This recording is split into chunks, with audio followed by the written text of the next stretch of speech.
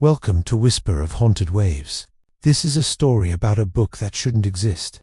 A manuscript so enormous, so impossibly detailed, and so unnaturally perfect, that even today, historians can't explain how one man could have written it all by himself, or how he could have written it in a single night, or why, at the very heart of this book, there is a full-page portrait of the devil, grinning, towering, and drawn with disturbing precision. The legend begins in a medieval monastery, a place ruled by silence and discipline.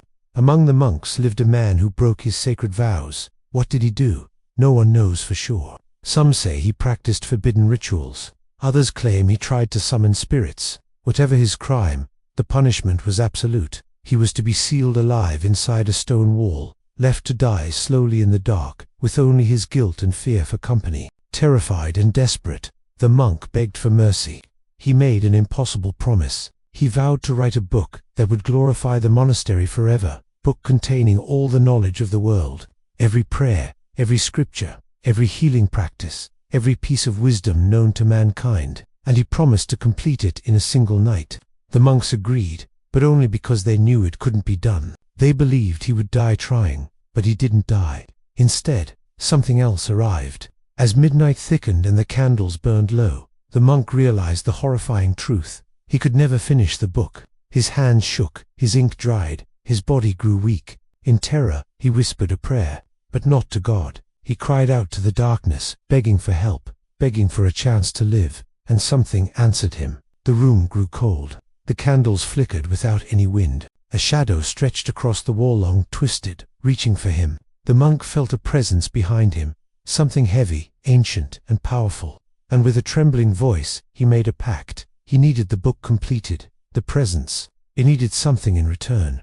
And so, the deal was struck. The monk sat at his desk, but his hand was no longer his own. It moved faster than humanly possible, guided by an unseen force. Page after page filled in mere moments. Ink flowed as if from an endless well. Hours passed like minutes. The monk wrote without rest, without breath, without thought. His body was a vessel, controlled by something else. By sunrise, the impossible had been done. The book was finished. Every page was perfect. Every line was immaculate. The monks were shocked. The manuscript was unlike anything they had ever seen.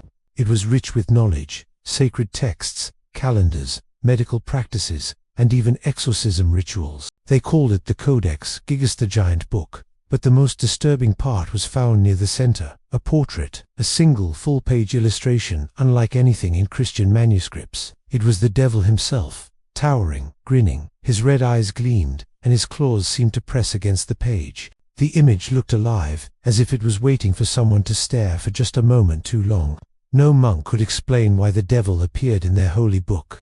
No one dared to remove the page, and whispers began to spread that the monk had not worked alone, that the devil himself had guided his hand. The Codex Gigas is enormous. It has 620 pages, weighs over 165 pounds, and stands as tall as a child. It's too perfect to have been made by a single human in a lifetime, let alone a single night. Historians point out that the handwriting never changes. Not a single letter, not a single curve. The script remains exactly the same from the first page to the last, as if written by one hand, in one sitting, without any sign of fatigue. This is something humans simply cannot do. Some pages contain detailed exorcism rituals, strict, terrifying instructions on how to banish demons. Others contain curses. Others hold astronomical charts that shouldn't have existed in that era. Some even say the book predicts events that happened centuries later. People who study the Codex report strange sensations, a sudden cold in the air around the book, the unnerving feeling of being watched, whispers heard when turning the pages. One scholar said he felt something brush his shoulder, even though no one was behind him. Another claimed the devil's portrait seemed to vibrate when he stared at it for too long. The book's reputation grew darker over the centuries. Wherever the Codex traveled, misfortune seemed to follow. A monastery that housed it burned to the ground, yet the book survived completely untouched. Not a single page charred. Soldiers who stole it during wartime died mysteriously, their bodies found twisted in unnatural positions. A king who became obsessed with the book lost his mind, convinced the devil was speaking to him through its pages at night. Even today, Visitors who see the book in its glass case in Sweden report feeling dizzy, nauseous, or drained, as if the book is pulling something from them. A museum worker once fainted while cleaning near it. When she woke up, she claimed she saw a tall shadow standing beside the book, watching her. The security cameras showed nothing, but records confirmed that the temperature in the room had dropped by 10 degrees in a matter of seconds. Scientists have tried to analyze the ink. It contains ingredients not used in any other manuscript of that time. Some pages are said to glow faintly under ultraviolet light. Others appear to bleed ink, as if the letters themselves shift or pulse when you look at them too long. And no one can explain how the monk wrote so perfectly, so quickly, and so consistently. The legend grows darker still. Some believe the Codex Gigas is incomplete, that the monk never truly finished his side of the pact, that something is still waiting for the final page to be written. Historians have pointed out that there were once more pages that were violently torn out, leaving ragged edges behind. No one knows what was written on them, or who took them, or why. But perhaps the creepiest detail of all is this. People who study the Codex for too long report dreaming of the devil's portrait. They describe waking up frozen, unable to move, feeling a cold breath against their ear, and hearing a voice whisper numbers or names. One researcher woke with ink on his fingers, though he had never touched the book directly. A priest who examined the manuscript refused to be left alone with it. He claimed the devil's eyes moved when the room grew quiet.